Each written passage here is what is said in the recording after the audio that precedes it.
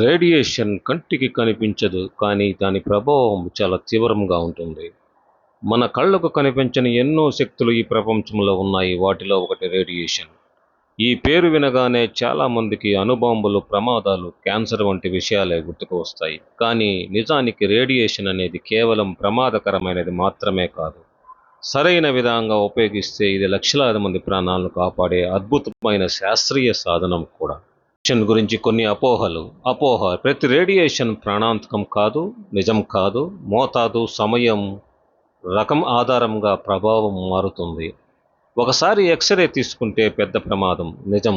వైద్యులు సూచించిన పరిమితిలో తీసుకునే ఎక్స్రే సాధారణ సురక్షితమే.